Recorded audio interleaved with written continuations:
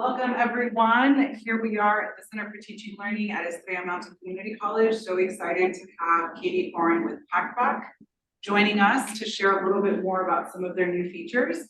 I will share that I use I'm Dr. Liz Ganthu, have the pleasure and privilege of being the current CTL faculty director. And I've been using Packback in my classes for the last almost 3 years. It's been a really great way to have engaging community building, inquiry-based learning for students.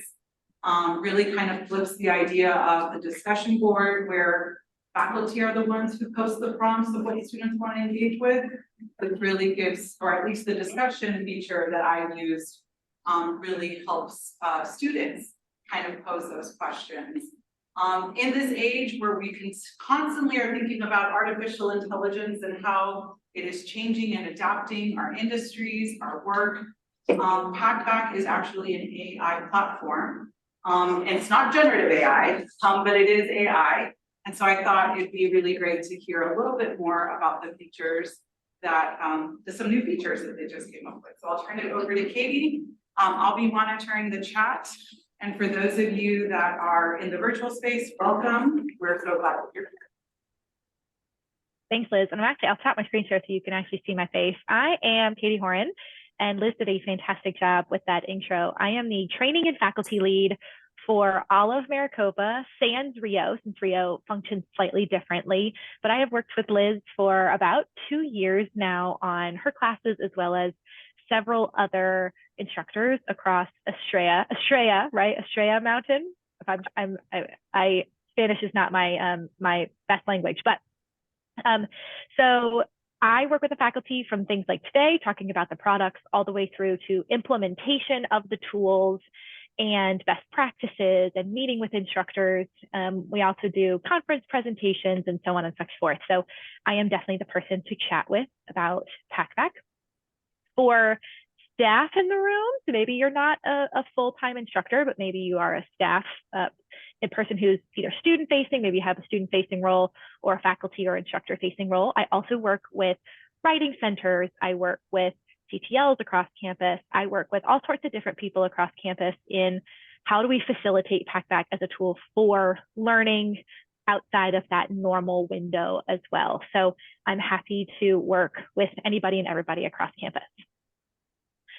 We're going to talk about Packback today. I'm going to give an overview, about a 20-minute overview of the platform, and with a heavy focus on our newest tool. So we're going to talk about, now I'll go one more slide here. We're going to talk about Packback questions, Packback deep dives, and Packback Writing Lab. Writing Lab is a brand new student-facing tool, so it's really exciting to talk through that one. Since we're not all in the chat, we're not going to do this. And I've had the opportunity of talking with a few of you. We'll just skip the chat part. But if you have any questions, our #1 product is called Packback Questions. So we're big fans of question asking. So feel free to pop in here, put it in the chat if you're virtual, holler if you are in that room over there, say, hey, I want to ask a question, and let me know, because questions are fun for us. So let's jump in. 3 tools to start with. These are the tools that instructors can adopt. We have Packback Questions, the one that Liz just talked about, that inquiry-based discussion platform. We have Packback Deep Dive, a relatively new product for us. This has been around for a little over a year now. And I think of Packback Deep Dives as a forced writing center for our students. It's not meant to replace the writing center. It's meant to assist the writing center and to assist our students in becoming better writers. And the last tool is Packback Instruct. This is not a student-facing tool. This is for instructors only. This just helps you understand how your students are doing, where areas of growth might be for both an individual student as well as your community as a whole. About, I'll say, 4 months ago, Packback changed our motto, our vision, and our values. And we did that in response to generative AI. So generative AI is ChatGPT, right? That's the thing where students put in a prompt and it spits out an answer. We really wanted to differentiate ourselves from generative AI, as Packback is instructional AI, as Liz already mentioned. We are here to help coach students. We don't create anything for students. So we just recently changed our statements to be Packback's purpose is to help every student develop their unique voice and the writing skills to express it. That's very, very important. We are here to help our students become better writers, better readers, more critically thinking. We are not here to teach them, how AI is going to take over the world and take their jobs. At the end of the day, what's most important to us is that our students are crafting their own messages, crafting their own language, and just us being there to help them learn how to do that better. So I'll show you how we do that. We're going to start with Packback Questions, that discussion platform. Tried and true. This is our OG product, right? We've been using this since 2017. And like Liz mentioned, she's been using it since probably 2020, 2021. So Liz has been on the ground floor of this product over here. And let's talk about why. So instructors use Canvas discussion, okay? Most people across your campus are using Canvas discussion. We asked, and Maricopa was a part of this, since Maricopa has been a partner of Packbacks for so long, we ran this study and we asked instructors to compare their classes pre-Packback to classes post-Packback. And we took a 3-semester look. So we looked 3 semesters back without Packback and 3 semesters forward with Packback. And we asked what happened, what has changed, where have we seen results? And we ran this at about 20 institutions across America of varying degrees, right? We had community colleges, technical colleges, all the way up to 4 years, and even an Ivy League. I think Penn State was a part of this one. So we saw across the board, students who used Packback versus traditional discussion, more A's, fewer D's and F's, fewer withdrawals, right? So our students are passing more often, and they're not only passing more often, they are doing a better job in that class passing. We saw better quality, more consistent engagement. I have heard most of my instructors tell me that when they added Packback to online classes, they saw so much further engagement. But the one that I think was most exciting for me was the engagement increased in the classroom as well. So my instructors teaching in-person classes using Packback discussions, the kids in the class started talking more in class. So it's just a really fun phenomenon to see the students having that online space to talk to each other, increasing that productivity in class. This does show up with our survey results. Every year we run a survey, and instructors are finding, students and instructors are finding that people are liking the Packback discussions better than Canvas. 83% of students like it better, which is a pretty staggering statistic. Students are not known for being the most thoughtful in terms of work, right? But then also 93% of our educators like using Packback, and they keep using it term over term. Liz hinted at this, but how does Packback do that, right? Like those sound great, but how are you doing this? How are you making these dreams come true? So on Packback, it is a student-led discussion. So the instructor posts a prompt, right? Historically in Canvas, instructors are probably posting a series of questions. They might be, hey, here, do this reading, and I want you to answer this question, and this question. So now the students are clicking into that reading, and they're only looking at that piece of material, whatever that material may be, looking for the answers to those questions. And they're looking for the answers to those questions and trying to answer them in the way they think their instructor wants them to be answered. So in terms of Bloom's taxonomy, it's hardly any critical thought here, right? The students are kind of down in that regurgitation phase, that remember and that understand, which is great. We do need them to remember, understand, and regurgitate, but there are ways we can elevate that. So what happens on Packback is we give the students the exact same material, right? Nothing is changing about what we're having them review. But instead of having them answer a set of questions, we're asking them to pose their own questions. We're asking them to have their own curiosities around that topic. That pulls them into those higher level orders of Bloom. They have to create, analyze, evaluate, and apply in order to ask a well-rounded, open-ended question and provide a description. We also do not want the students to feel like they're just doing busy work, right? So when we have the students shifting into asking their own questions, it helps bring in the things required to inspire self-determination, which is that intrinsic motivation, the students doing their assignments because they want to, not just because they're getting a grade out of it. So by having the students ask their own questions, they're allowed to connect to that purpose the way they feel connected to that purpose. And then we have mastery-based feedback. We have a digital TA running in the platform that helps coach the student. That's that instructional AI, coach the student through this assignment to help them understand and perform at a really high level. And I see Katerina posted a question, created a Packback account. Okay, Liz has already got it, awesome. Okay, I wanna pop into the platform because I feel like the platform's got the good stuff, but before I do, any other questions?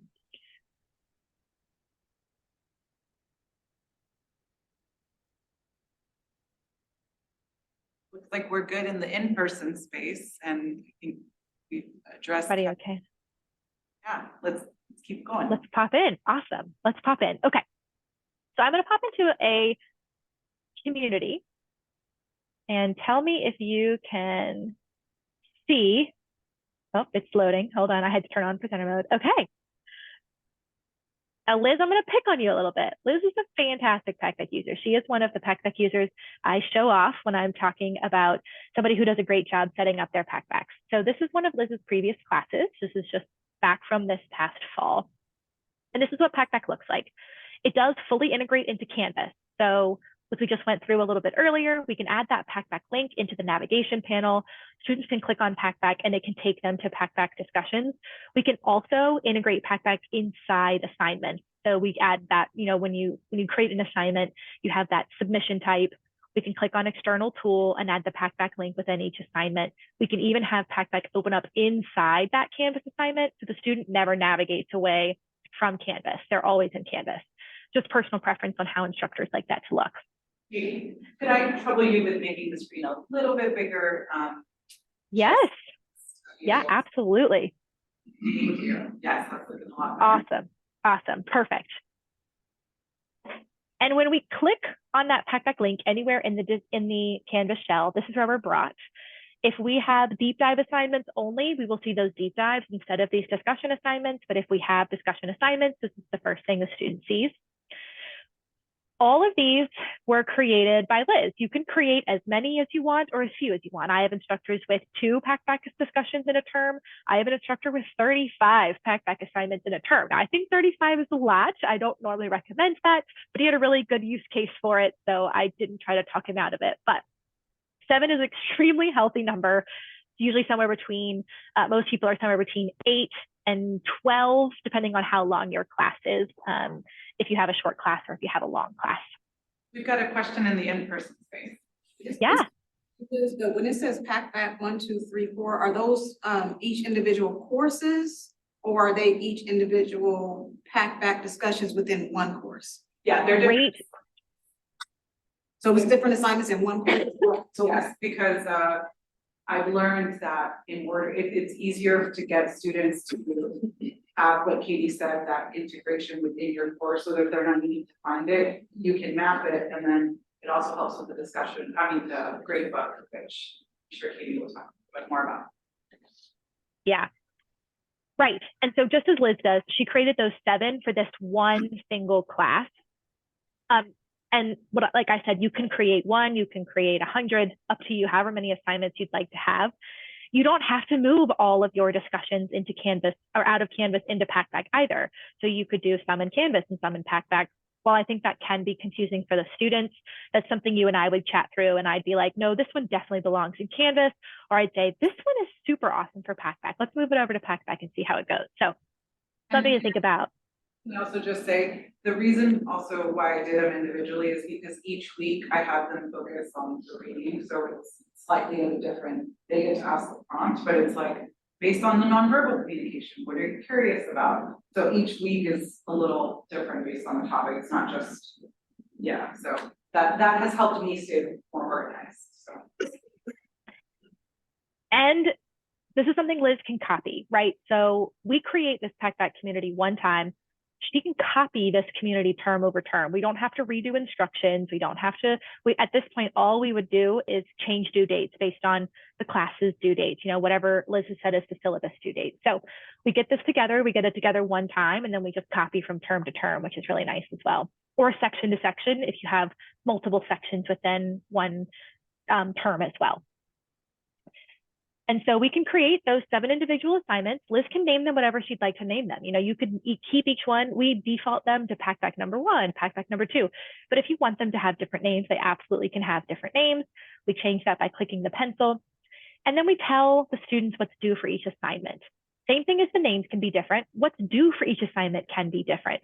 So some assignments, you may have them asking 3 questions. Some assignments, you may have them asking no questions. You may just have them responding to something that you've posted. It's completely customizable. You can set a different due date for that initial post and in the responses if you'd like to set different due dates for those. But I want to draw your attention right here to this middle number right here. This is the second way, besides just having the students ask questions, but this is the second way that Packback differs quite a bit from Canvas. On Canvas, instructors have to grade each individual discussion post individually, right? That's no small feat, might even deter someone from wanting to run that many discussions because it does take a long time to do all that grading. On Packback, you can set what's called a minimum curiosity score, and it's a built-in rubric. Just think of it as a built-in rubric. We can set that minimum curiosity score to whatever's appropriate for your assignment. Each assignment can be different, and we can set that differently. Liz has, I'm pretty sure, Liz, you have the same curiosity score for all of the assignments, which is this really great way for the students to always know what the expectation is and what they need to be reaching. But this is how we coach the students. And if the students, an if-then statement, so think about it like if the students reach the minimum curiosity score, then they receive full credit for the assignment. So here's a student post. Here's that student curiosity score. If the student hits that 40 for the minimum curiosity score, then they get full credit. That is not to say you cannot change that grade in the event that you would like to change that grade, but we're going to do the heavy lift for you. So Liz, I'm going to poke on you for just a second. Tell me about how often you come into Packback, how often you interact with the students, and how often you really feel the need to involve yourself in conversation. So I think I use the curiosity score a little bit, well, I read each week, right, what students are looking at.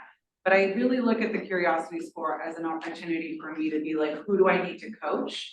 So for example, I think the second one had 15 points for the curiosity score. So that's like, okay, yeah, maybe I need to start there because that student, and then there is a prompt where you can coach the student, remind them maybe of some of the assignment parameters, giving them feedback, you know, and so that is typically how I look at it. When students have like 90 points and all that, sometimes there's like a praise, you know, like, hey, I've consistently seen that you are at the top of our leaderboard, keep up the great work. You know, I've noticed how you're moving from like our textbook to really applying this in the world. So that is how I use it. What I have appreciated about this platform is while I use the discussion board more for community building, it takes off a little bit of that. I need to check for all the grammar and all the things that take away from the essence of what the discussion board is about. The curiosity score point, sometimes it's the grammar that is what's leading it to not be the best curiosity score point. So then it allows me to really help students to know where to, what they can work on to improve, so. Awesome, exactly. I want to show you what the student sees. So we've talked a little bit about the instructor side of things. One thing I haven't mentioned yet is if the students receive their grade, they receive their grade at the end of the discussion. So when the discussion closes, their grade is final, and we send that grade directly back over to Canvas for you. We can do it one of 2 ways. You can have it set automatically to come over to your grade book as soon as that deadline passes, or you can have it be a manual release. The manual release is usually for my instructors who like to come in and review the assignment before the grades get released to Canvas. And it's very easy to do that. You would just go to your grade book and click release grades. So very easy to do that. So it can either come over automatically and trickle into Canvas, or you can release the grades and same thing, they'll come over to Canvas for you. So no back and forth in grade book entry, no back and forth, like hand counting or anything like that. Okay, so let's act as a student here. We have our assignment. So we know we are supposed to be asking assignment about what we are curious about or wanting to ask our peers when it comes to public speaking. We are at the start of an 8-week class. In order to receive full credit, here's what we need to do. And Liz has provided half credit to students who post but do not meet the minimum curiosity score. So those are your options in terms of credit from Packback: no credit, half credit, or full credit based on that curiosity score minimum. But let's pretend to be a student. Like, okay, I read the chapter. I'm all excited. We got the module. I've done everything I need to do. And I have this really interesting thing I'd like to ask my peers about. So I'm going to come in. I'm going to click Ask a New Question, where I am brought to this Ask a New Question prompt.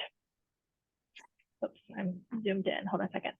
So when the students come in to ask a new question, we give them and Rachel, I'm about to show you exactly what that curiosity score is. And if this will load for me, it's okay. So students come in, they're prompted to ask a question, and they're prompted to add a description. The description is not necessarily meant to answer their question. We really just want them to talk about why they're curious about this or what has led them to want to ask this question. So I'm going to act as this student who did a great job with their question. Questions have to be open-ended. Yes or no questions do not function well in a discussion space, right? Because then the responses to that is going to be yes, right? And that's, we all know, not a fun canvas back and forth. So they have to be open-ended. If it's not open-ended, the student gets an immediate flag that says, hey, your question's not open-ended. If you don't fix this, you're not going to get credit. So they can rewrite that until they get it, and that flag will go away. Then they're going to want to start working on their description. And I'm just going to do one sentence here, and we're going to see what feedback shows up. So we give the students immediately a curiosity score range. We know what the curiosity score will be if they click submit. We don't want to tell them we know what the curiosity score will be because we don't want them to try and game the system. We don't want them to just type until they get to 40 and click submit. We give them a range so they know about how they're doing, but ultimately they're going to have to finish the assignment and feel good about it before they click submit. Now, if they click submit and they haven't met that minimum curiosity score, they get a pop-up window that says, hey, you haven't met this yet. Do you want to keep working on it, right? So we're not trying to cheat them out of that grade. We just don't want them to try and cheat the system either. And then here are the pieces that go into that curiosity score. So here's the feedback breakdown, and this is the rubric for the students. First thing is curiosity. That's the big one, right? Is it a detailed, engaging, fun, on topic? Does it include any opinion? We really like opinions over here. Does it have any synthesis, right? Or are they comparing and contrasting? Anything that we would really like to see with two students sitting in the library studying for whatever this topic is are going to get them really great curiosity score points. Credibility is, this is the credible citation. Do you have a citation? Do you need a citation? If you need one, you should probably put one in there. If you don't, then you're going to lose some curiosity score points for that. So if your class requires citations, we're going to bump that curiosity score minimum to be pretty high, right? Because we need them to be doing that. Communication is, can we read it? So does it make sense? Is it in English? If we're going back and forth between English and another language, we're going to call them out on that, unless it's the class where that's appropriate. And then we would talk through what that looks like. Is the title okay? So does your title look the way that it should? Another one I see here all the time is repetitiveness. So if the student just kind of keeps saying the same thing over and over, just saying it slightly different, they're going to get a little repetitive notification, and it's going to ask them to try and make it a little bit more clear. Another one I see is when a student starts a sentence with the same word every time. I had one student who had a really hard time. She kept starting every sentence with she, and so her communication score kept going down. And we were like, why don't you try something like therefore she, or however she, or something to just, mix things up a little bit. And then last thing is convention, and that's what Liz mentioned, like the grammar and the spelling and all these mechanics that you don't necessarily want to spend your time giving the student feedback on, but it's really important for them to, Whoops, maybe that was a little too far. A little too far. Okay, is that any better, Rachel? I don't know if that made it any easier for you to see.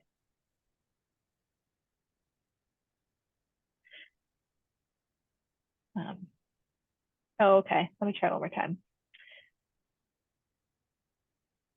I was gonna say, is it possible to copy and paste it in the chat? I can absolutely do that. Let's see. Oh, good, you got it. Okay, perfect. So convention is that last one. That's spelling, grammar, all the things that you don't necessarily want to spend your time giving students feedback on, but you feel like you might need to because they're really struggling in that area. So you can know that Packback's going to be giving them a lot of that help in that area so that you as the instructor or as your instructors can focus on content, because that is ultimately what we're paying them to do, right? Teach the next generation.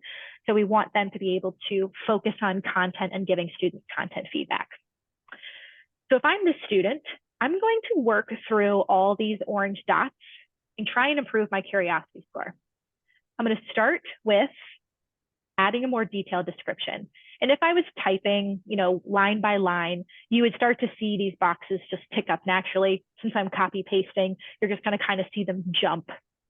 But this feedback does update as the student's typing. All right, we've almost filled in our curiosity. So if the student had decided to type just a little bit more, if they'd added another sentence or if they'd added another personal thought, they probably would have filled up that curiosity meter. Let's take a look at credibility. I'm going to add a citation in here, and we're about to see this is now going to turn into a checkbox. Awesome. So they have a full credibility score. And that also just popped our curiosity score range up to between 71 and 100. So the student now knows that if they've completed the assignment, they're getting the curiosity score points they need to be successful. And if we go back, they sure did. They got a 90, which was over Liz's minimum requirement of 40. Now, she still came back in to double check and make sure that everything went according to plan. But at the end of the day, we gave the student full credit. And if she agrees, she doesn't have to do anything. She's like, yep, full credit. I'm moving on. I'm going to go focus on those students who are having a little bit more of a challenge. Question. Was it auto score those? Yes, So, auto scores. So then my question is, can that source be anything like a document, a web address, a video?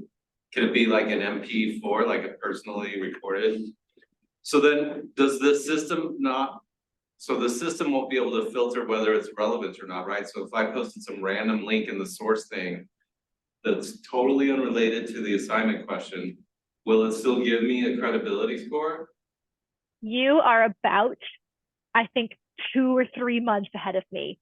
Yes, today. Yes, today. No, very soon. Very soon, and you'll see this in deep dives when we get to the deep dives platform. Very soon, we will be giving students a credibility score based on the citation in that citation field.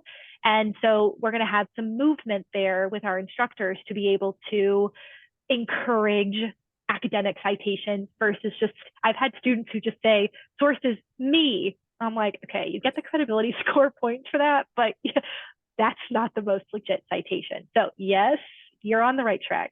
Well, and I think that goes back to, as an instructor, that's what you coach, right? Like, hey, I noticed that your sources, the YouTube video you selected, maybe, help me understand how it relates to your prompt. Right. And again, that's part of the, and then they're like, oh, I didn't realize that I just posted whatever I wanted to. Well, let's in the future, it's not that practice.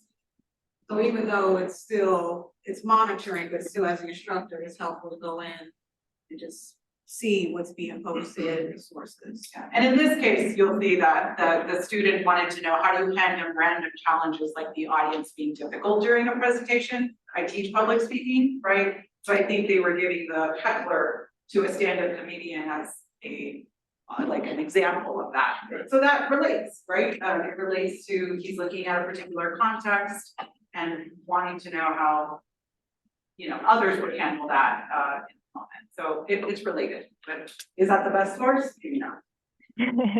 It's not, right? And I think that's what happens, like, you're wanting to know how students are engaging the material beyond like classroom class. There is a question, is there a flag plagiarism if a student? Yes. And Katerina, I want to show you this really cool, I have a wheel, and we're going to go through what plagiarism and all the other features that Packback has on the back end. And I'm about to jump in there unless there are any other questions about the student facing or instructor facing side of I love that, yeah, of Packback. Okay. What I've appreciated is, especially for asynchronous courses, right, online only, students are getting some sort of feedback, right, in the moment. And I know during the pandemic, especially in lockdown and all that, students were like, oh, it was just nice to feel like I got immediate feedback beyond grading once a week or twice a week, right? So that's, I guess, a bit of reassurance that students kind of know either what they're doing well or where they need to work on, even before the instructor intervenes. And a lot of the learning feedback wheel includes timely feedback. And even if you grade as fast as you can, it may not be timely for that student. So having that instant feedback is a great way to help you help your students in the classroom. All right, so let's talk about social media, right? So a lot of my instructors have a concern coming in that this is just going to turn into Facebook with people, prowling each other, not being very nice, since the instructor is somewhat hands-off at this level. And they're like, well, who's to say the students aren't going to type whatever they want to type? I have run into the student posting something inappropriate on one hand. Okay, I have 350 faculty. I've been doing this for 2 years.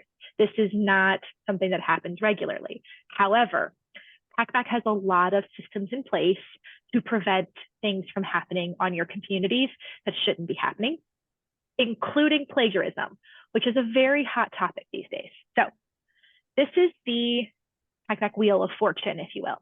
Students write their posts, they submit their posts.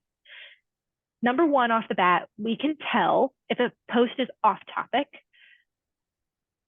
but we're going to be looking for some other things too. There's about 12 things that Packback is looking for.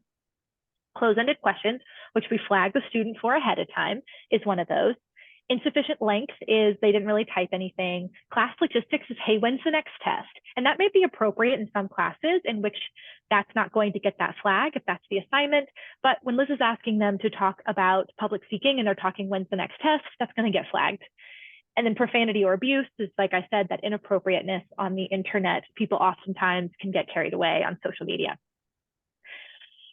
We're looking for all those things, but the biggest one is just plagiarism. Plagiarism means 3 things to us. Number one, it means old school plagiarism. Did you copy off the internet or did you copy off out of a book, right? Or a document or your Canvas page, whatever. Did you just copy and you should not have been? That also means, did you copy, but is it too much of your post? So even if you cited it properly, everything looks good. Is it more than 50% of your post? Because if it is, that's not really your voice anymore anyway. It also means copying off a peer. So did you copy off of your friends? Did you copy from another class? Did you copy your own posts? We don't let them double use their own work. So if you have an assignment in one class and an assignment in another, and you think you could get away with using the same assignment in both, we don't do that. You have to write your own for each class.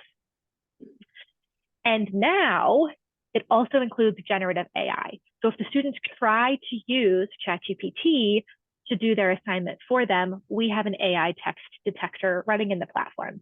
Little statistics on that is we have a 99% accuracy rate for detecting generative AI. But the caveat is, since we are that accurate, we've lowered our sensitivity to 70%. So we're only catching about 70% of the students, but when we catch that 70%, it is 99% accurate. So when you approach a student and you say, I found you using generative AI, you can feel very, very confident that that is not a false flag and that we're not going to run into a lot of the challenges that some institutions have been running into with falsely accusing students of cheating. Any questions about that? There is one question. Yeah. Really don't know how to phrase this, but when you say the generative AI, how does it, because I know other plagiarism platforms, you know, they say it can produce those false flags. So how can you be certain that it's 99%? Like, how does that work? I mean, because if it pulls up, then that means we're telling them that you definitely use some sort of generative AI. So how does, I mean, obviously, I'm sure it's obviously stuff in the background, the techie nerdy stuff, but I'm just curious, like, how can it be so sure in layman's terms? Yeah, it is techie nerdy stuff. We have a full team of engineers whose sole job right now is ensuring that this detection is up to speed. So they test this AI generative detector all the time, all day, every day. What we do a lot of the times is we literally go to ChatGPT, we type in prompts, we put them in Packback, and we check to see if it caught them. And we're just running tests all the time. If things need to be tweaked, we're tweaking them, right? So daily, hourly, our detection pieces are being tweaked.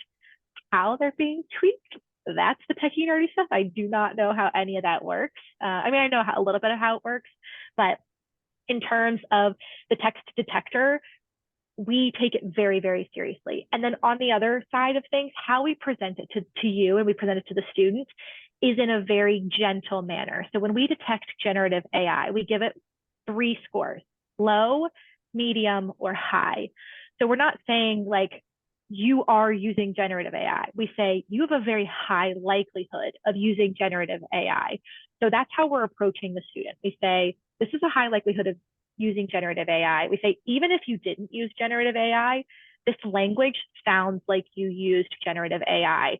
So it is therefore being removed from the community, and you're not going to receive credit for this post until you rewrite this and sound less like a computer, or we no longer detect that you're using generative AI. And that's how our wheel works. We don't just flat out give that student a 0 and walk away. We coach the student through that moment and we say, hey, we saw this. This looks not so good. Let's fix it and resubmit it in order to try again. So they have that feedback wheel and that opportunity to learn from their mistakes. Hey, Katie, I have a quick, Katarina, good morning. Oh, good afternoon. Good morning. I teach online courses, and one of the challenges is from semester to semester is to change the question banks and some of the assignments so that it becomes a little more challenging. And you know that one student is, hey, you know, sharing their content that they finished the course with a friend or a family member who might be now taking the course. However, there are some assignments like an introductory discussion board assignment where they have to watch a video or do a quick assignment and then talk about it, where sometimes I've had the hunch, oh, this sounds very familiar. I'll go back into a previous course and well, lo and behold, there it is, copy and pasted, almost identical. Does this catch something like that, meaning from one section across to another section, two totally different things? Absolutely, 100%. We are catching that. That's a huge benefit here is if somebody else has written it somewhere else, we can identify that. We give you, there's plagiarism reports, and on that report, we will tell you where that came from, who that came from, when that was posted. We give you the exact quotation matches. So we show you this is exactly the same as this space. Even if the student tweaks it slightly, we'll show you in color form where it was tweaked, where something was added, where something was deleted. So yes, that would be considered kind of that OG plagiarism, if you will, that's been on our platform for a very long time. That's amazing. Thank you. Yeah, absolutely. Another question in the chat. Does it coach students on how to paraphrase, summarize, how to use quotation marks, also how to create in-text citations? Most of the plagiarism that is encountered in our writing center stems from the students' need to understand just how to credit it properly. And then just to add, most of the time they're not plagiarizing intentionally. That is fantastic question. And Rachel, one that Packback has already implemented in Packback Deep Dives and the Writing Lab. We are working right now on implementing this into Packback Questions. So yes and no. Yes, Packback already has this functionality. No, it is not in Packback Discussions yet, but it will be very, very soon. It's being built out right now. And I'll show you what all of that coaching looks like in Packback Deep Dives since it's already live in Packback Deep Dives. Yeah, awesome. With that being said, should we move to Packback Deep Dive? Any questions about questions before we move to Deep Dive?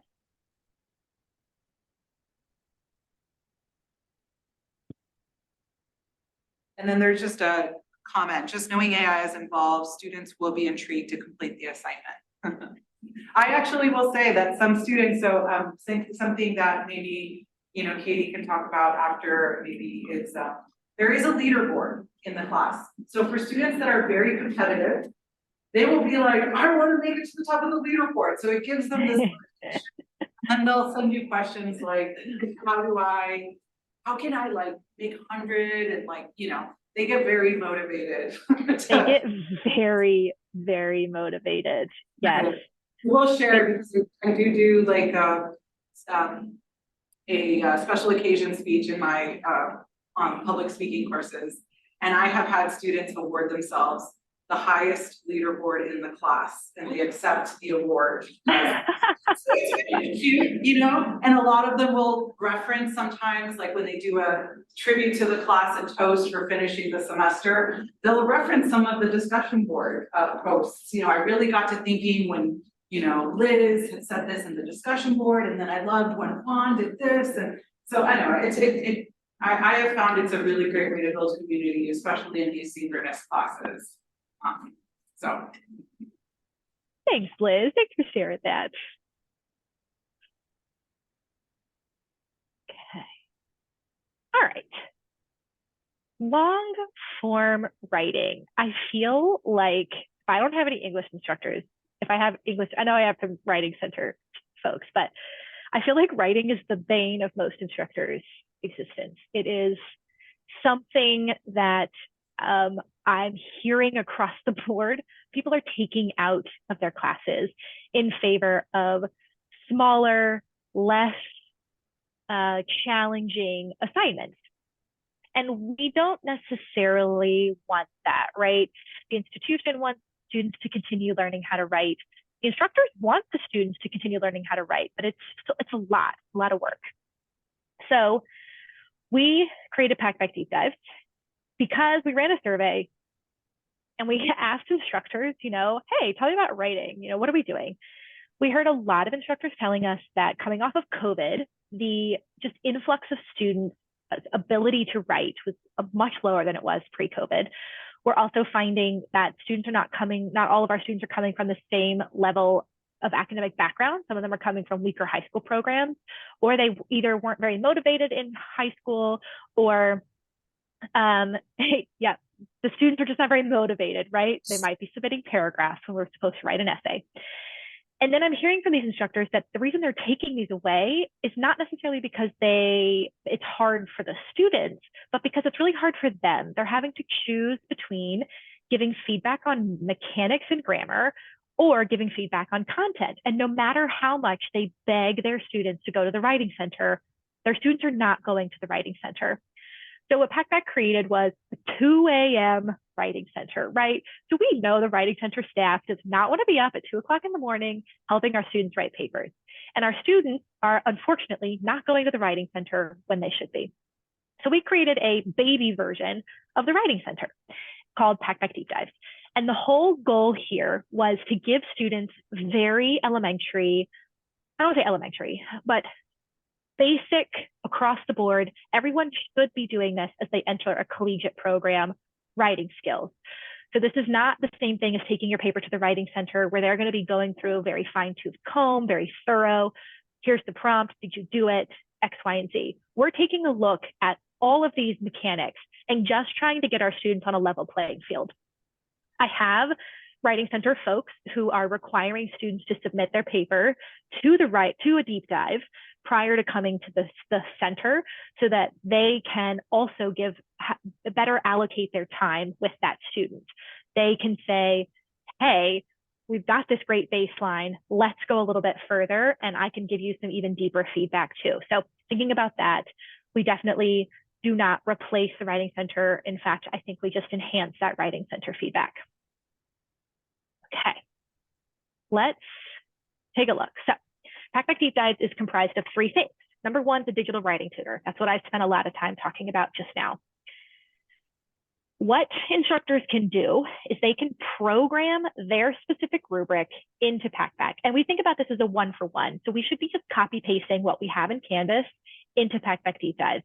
We should not be changing everything. If you want to change things, that's absolutely fine. If you want to talk to me and say, hey, this seems really like a boring assignment, do you have some ways this could be more exciting? Or even if you want to make it even harder for something like ChatGPT to answer, how do we make this a more authentic assessment? I'd be happy to talk through those things.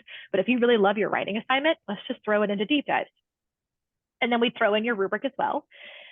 We can do things like require students to be within a certain word count. So exactly like Katerina just said, we've required an essay, we've required a 600 to 1,000 word essay, and our students are giving us 250 words. We can block them from submitting outside of our word count requirement. So we can now avoid too short or too long. If you're finding that you're getting 8 pages when you've asked for 3, right? You can do it both directions. And there's all sorts of different feedback pieces. These feedback pieces are much more involved than the Packback questions feedback. And anywhere that it might not be super intuitive to the student on what this feedback is, we also provide resources. We don't ever want the student to go, what is flow and how do I do this better? So we give them a resource. They can go to a Packback website, a webpage where it'll teach them about flow and teach them how to be better writers. The next step is a digital research assistant. So students will pop in the citations, if they have citations, right? If it's not a research paper, they don't have to do this. But if it is a research paper, they can put their citations in here. And we talked about this a little bit earlier. Students will receive a credibility score of that citation. Each citation receives a customized credibility score. So we look at them, each individual website or textbook or journal article, and we give feedback. For example, you would think that maybe a .edu would be considered a highly credible citation, but we actually don't consider .edus or .gov sites to be highly credible. The only highly credible citation is going to be a DOI. Really, that's the only thing Packback's going to say is a highly credible citation. Things like a .gov or a .edu, we're going to say credible, but we're going to put notes in there. A lot of times it's things like check the date. So is this a really old website? Or if it has really low traffic, we might say this doesn't have a lot of traffic. So I don't even know that this is a super legit website. For any news article, same thing. It might be coming from CNN, but we toss a little caveat like, hey, check the date, check the biases of the author. Just double check all your, dot all your I's and cross all your T's before you try to use this as an academic citation. So that is a lot of what we're going to be giving the students there. We also help the students build out that citation. We know they're using citation generators, so we're going to help them build it. We don't build it for them, but we give them all the individual pieces. We say author goes here, page range goes here, URL goes here, and we put in what we can, but ultimately the student has to put in the information as it's relevant to them. And we help them with that parenthetical citation as well. So we help them when they actually get into that paper. How do they properly use that citation? How do they put that parenthetical citation in there based on the citation style the instructor has chosen, APA, MLA, Chicago. Those are the 2 big perks for students. We have a pretty big perk for instructors as well. There are 5 areas that we consider that writing center level feedback.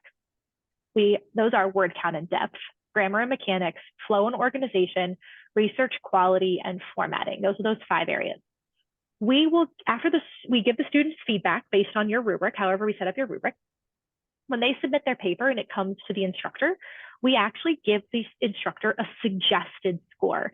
So we take all the feedback that we gave the student, all the feedback the student either took or ignored, and we punch out a suggested score for you. So what that means is what we want is we want you as the instructor to be a content expert, not a writing expert, unless you're a writing teacher. And then you may have some more leveled feedback that you need to be giving the students on their writing. But if you're not a writing instructor, this is a great opportunity for you to be a biologist again, a chemist, a math instructor, what have you, a historian. We want you to have that ability. So we give you that suggested score. You can take it or leave it, right? You can change that suggested score. You can do whatever you would like, but we're going to give you that suggested score from the get-go. And this is what that looks like. When you come in to grade a student's paper, we give a Packback suggestion. You can click into each one of these to see why we've given it a particular score. So if you're like, oh, why did you give grammar a 4 out of 10? You can go in and you can see every single grammar fault that the student did not address before submitting their paper, and so on and so forth. And then you get to just come down here into ideas and content and do what you need to do. The student never sees this Packback suggested score, so you don't have to worry about an argument coming later, like, why did you change that? You don't ever have to worry about that. They only ever see that final score that you've given them. I do want to go into the platform. There's not really too much to show you around the platform. I can show you a paper that I've done, but are there any questions before I show you that one? Rachel's got one, so we can have students upload their paper and work through it with them in the Writing Center. Yes, so you can absolutely, we can add students to a Writing Center deep dive assignment, and they can submit to you before they come in, and you can even take a look at their paper prior to them coming to the Writing Center, and you can see the Packback feedback. You could add your own feedback either in person, or you could even have it as a submission space for the Writing Center for you to just access the instructor, and you could work completely virtually with the student. Get that student feedback, they can resubmit that paper to you later, so on and so forth. And Rachel, that would be a pretty large conversation for us to have. That would probably be more appropriate in a one-on-one setting with the two of us, but we work with a lot of writing centers across the nation right now. So I'd love to chat through what that looks like. Thank you, Katie. And I was gonna just really quick address Katerina's point. So there is no cost to students or faculty because Maricopa has a license with Packback, and that's a district funded purchased license until I believe 2026 or no 2025, July 2025. So for the next year at least, we know that students, and that's something I often tell students, is you should not have to pay for this tool, and as instructors we don't have to pay for it either, at least until 2025, until the district decides if they're going to fund it again or not. That's not something I have information yet. Yeah, I mean, we are actively, we have a verbal commit to keep moving forward. So Packback is at this point not going anywhere anytime soon, but obviously we don't have signed paperwork, so I don't want to make any promises. And so the question about it being a cost-based software, I think, Katerina, this is something that the district will continue to look at, is critical mass, right? Are people actually using this tool? So, you know, if any of this piques your interest and you think it could benefit you or benefit writing lab or co-curricular activities, I would say let's do it, because I think if there is a business sort of case for a lot of people are using it and people are finding there to be benefit, then yeah, I can see the powers that be may see it as worth investing in for the future. I think they already renewed once, right, Katie? Twice. We've renewed twice. So this would be our third. We've actually renewed twice, and we've expanded our contract because we had so many users that we had to, Maricopa had to buy some additional licenses, and we actually just shifted from buying more licenses to an unlimited license. So that is how successful we've been at Maricopa, is it's now unlimited use for everyone. This was something that was promoted initially from our provost at district, so, and you probably would know that more, Katie. But yeah, I definitely think it'll be around for a while. Yeah. And I don't want to detract too much from the conversation because I think we're going to go and work in the platform further, right, Katie? Yes, yeah, we're headed that way. I will say that Packback also has been doing some really great webinars on just the landscape of AI and generative AI. And so I have found those useful to understand where we're at. And so I guess there's additional resources that can help you and anyone in higher education really understand kind of like where we are, where's the pulse, what's the landscape looking like. And I know, like I said, I've benefited from this. Yeah, and I will talk a little bit about that. This is a good space for that. So Packback has partnered also additionally with the League for Innovations, and that is I know Maricopa is heavily involved in the League, and so we are a formal partner of the League, and we present alongside the League for Innovations on AI. So the League policies that are being created are created actually in conjunction with a lot of the AI policies that we have so that we can continue to be partners and make sure that our AI policies are staying up to date with the AI policies across the country through the League. And a lot of the webinars that Liz just mentioned, a lot of the webinars we do in partnership with the League.